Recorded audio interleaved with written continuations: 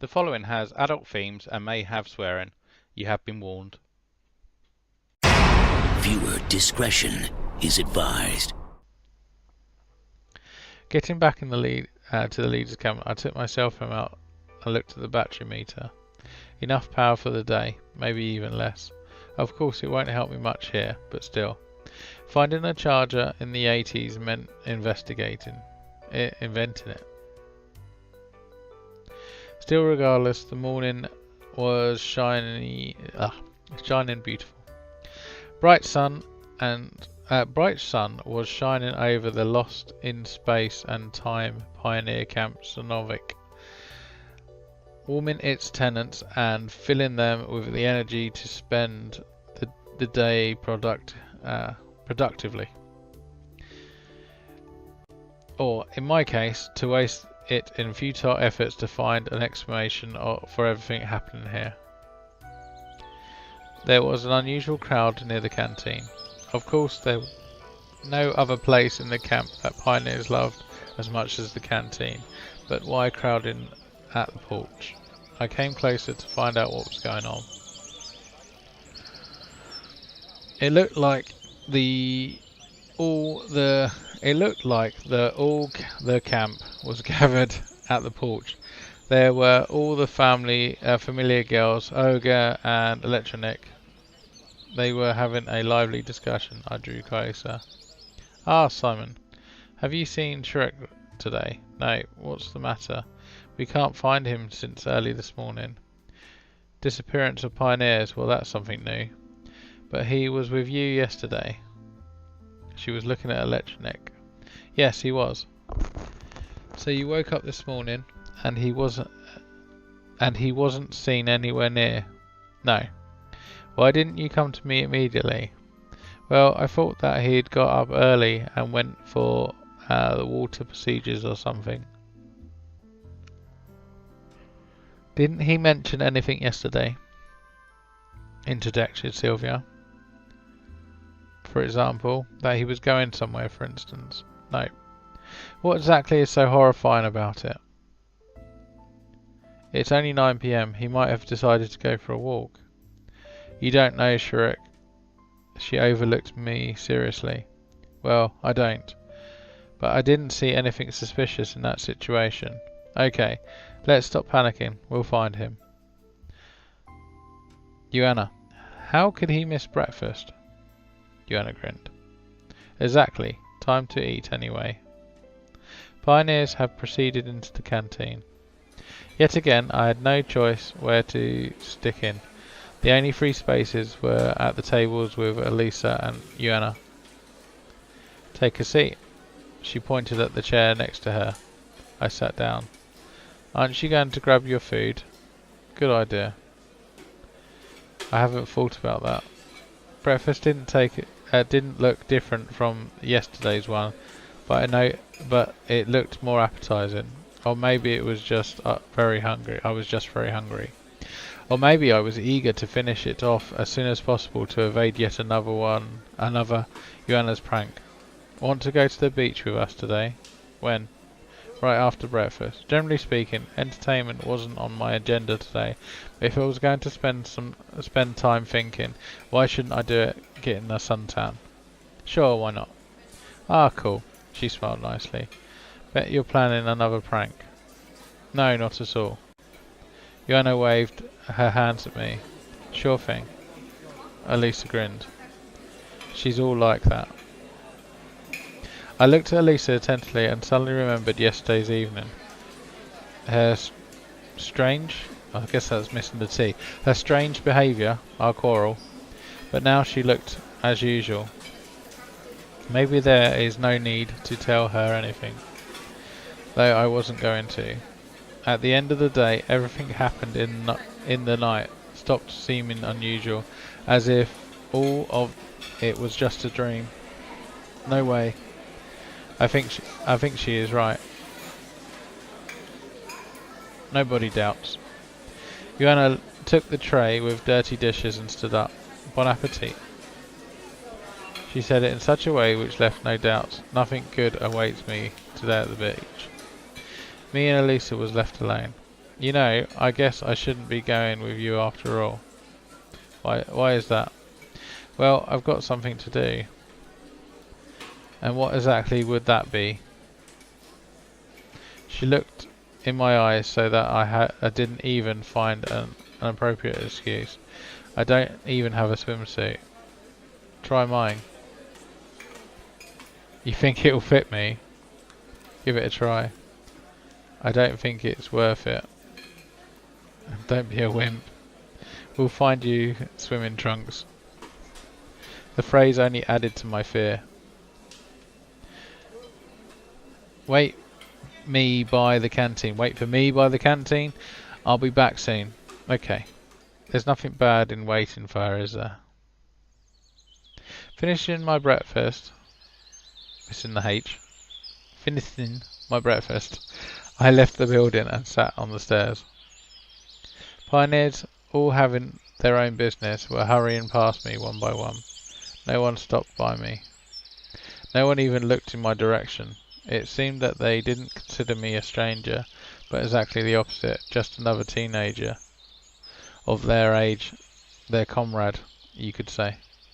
I caught myself thinking that I had started to perceive this camp and its inhabitants with not such a strong caution as on the first day.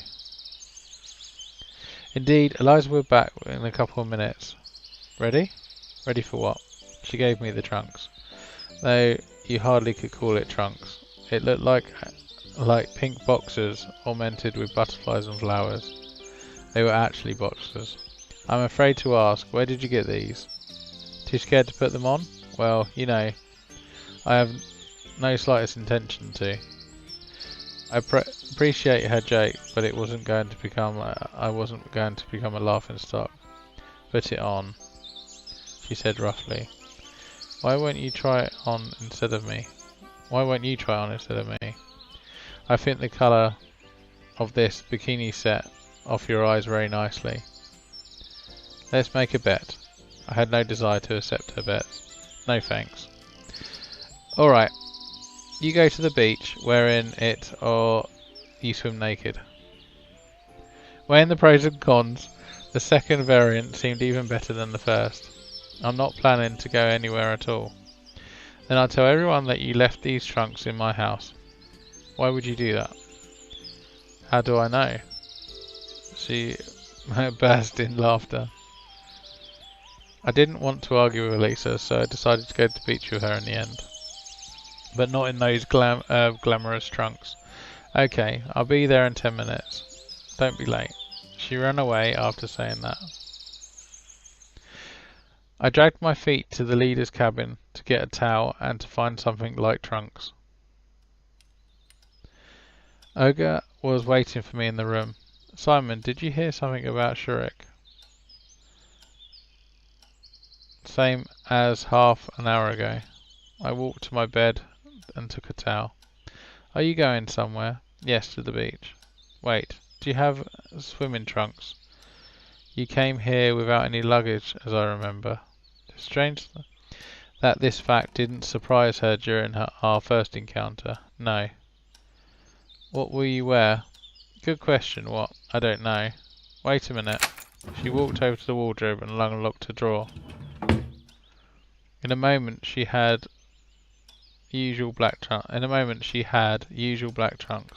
Usual black trunks? Where did she get it? More importantly, why? Someone from the previous shift might have forgotten them. Considering all the strange things of this camp, it wasn't really surprising to find men's swimming trunks in Olga's room. No, not surprising at all, especially looking at that weird poster. Thanks. The trunks were just my size. I got changed behind the cabin and went to the beach. A lot of pioneers already gathered there, but I knew only Elisa and Joanna. Come here. I walked to them and sat on the sand.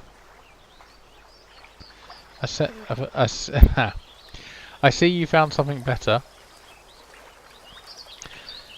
She stared at my trunks and I smirked and smirked, as you can see. Come on, let's swim. I don't want to. Maybe later. I wasn't a fan of swimming. As you want. The girls ran into the water. Why have I come here? Why am I not looking for answers? There's a train in the background. I could go to the train station. Shouldn't I care about it? Savonic seemed normal. Certainly a lot of strange things have happened to me during these 3.5 days, but not one of them, taken separately, seemed like anything supernatural. Especially since I didn't get any closer to the finding even a clue. Quite the opposite. Everything that has happened only confused me more. What alternatives do I have? You won't get any truth from local residents, though I doubt they even know it. Should I try to leave this place? But how far can I walk? Concerned that I don't even know where I am. It turns out that my only option is to wait. After some time, the girls came back. Joanna held something in her hands. Look. I looked up and saw a crawfish. I think it's called crawfish. Just a normal crayfish. A crayfish even. Joanna lied next to me and started to torment me. Well, that's not you, that's Thingy. Leave the poor animal alone, I'll torment it. Why? It's a crayfish, so what? It has a right to live too. I'll rip its claws off and ask the cook to boil it for dinner. Like we have nothing else to eat. I looked at Elisa. It seemed she was totally not interested in Joanna's fun with a poor sea being. Tell her. What's wrong? It's a crayfish. It deserves it. Why does it deserve it? What's it done? It looked like the girls missed the lesson of nature studying in primary school and lacked care for environment. Give it. I snatched the crayfish off Joanna. As you wish. I was a little surprised that she didn't resist. I looked in her eyes of the poor animal. They didn't express anything at all, but I thought that if it could speak, it certainly would be outraged. Maybe it would be even go to the UN Convention of Human Rights. To tell the truth, I wasn't sure it would help. I took the crayfish to the river and set it free. Never mind, I'll catch more. There's plenty of them here, said Joanna. No doubt about it, I mumbled. Time passed and I was getting sleepy. I fell asleep. I don't remember what I was dreaming about, but if I was dreaming at all, but I woke up because someone was shaking my shoulder. Olga was stood next to me. Why have you come down to the beach? Keep an eye on us, eh? Eh? Did you come to swim too? I asked, still being half asleep. No. It's almost time for lunch and we still can't find Shrek. The leader said, standing before me in a wet swimsuit. Doesn't look wet. And I want you to look for him. Seems like I'm the only pioneer in this camp. I was sincerely outraged.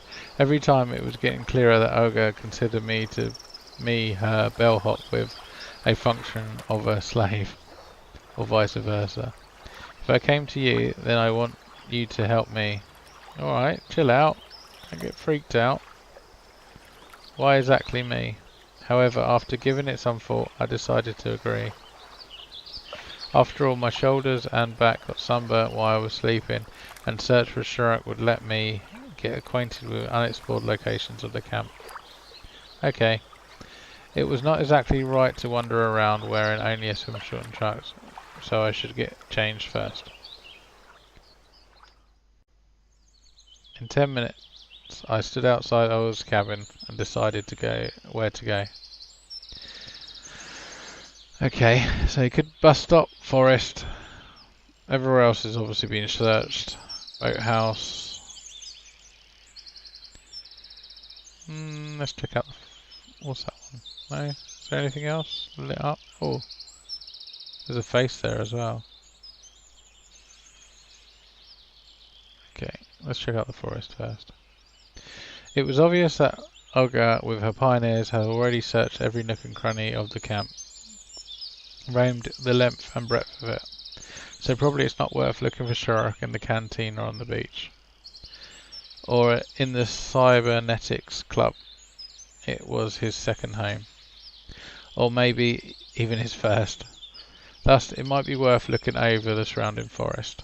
I didn't plan to go far into the forest, otherwise it might be me who be searched for tomorrow. I didn't really visit the countryside often. I was just living in the country house every summer during my childhood. But that one was very close to the city. But this camp, it was possible to find everything I didn't see for so long. Overwhelming vegetation, singing birds and fresh air. I found a meadow and sat on a stub. Stub? How peaceful this place is. But where in the world is Sherlock? Actually, he could have gone missing against his own will. This camp is far from being normal, so pioneer disappearances would not come as something strange. It's indulging that it's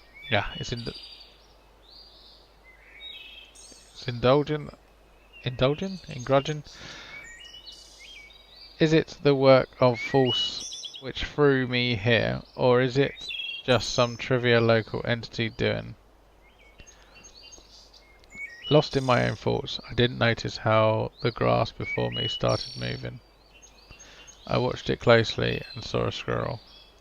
She approached me carefully and stared at my hands. Probably used to getting fed here. Sorry, friend, I don't have anything with me. Of course the squirrel couldn't understand me and continued just to sit there waiting for treats. I felt sorry because I didn't even have a crumb of bread in my pocket. I realised that I'm even ashamed to look it in the eyes and thus move forward. After some more wandering, I came across the washstands. Turns out that he's not in the forest either, at least not in the surrounding area, and going further is just frightening. I walked to the washstands, took off my shirt and tried to wash myself because I was all sweaty. However, it wasn't so easy. I won't be able to get into the wash bowl, and there's not even a ladle.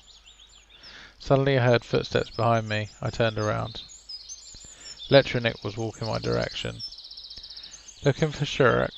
Yes. You too. Me too. Listen, you know him better. Where could he go? Don't even have a clue, he answered sadly. Well, I just don't understand. Why has everyone raised such a panic? During the night wasn't he in the cabin with you? Then he is absent for not so long. Maybe he went for a walk. You don't know Sherlock, said Electronic excitedly. He is fanatically dedicated to his work. His life consists of robotics and cybernetics. People like him are 1 in a million, no, a milliard. His talent is boundless. I admire him. He's a man of steel. Alright, chill out. No. Simply Victorious. Ha ha ha. And if Simply Victorious is watching, you're quoted. At this moment, he looked like Hitler, saying a speech in front of a crowd of 1,000. Alright, chill out. Even his gestures match.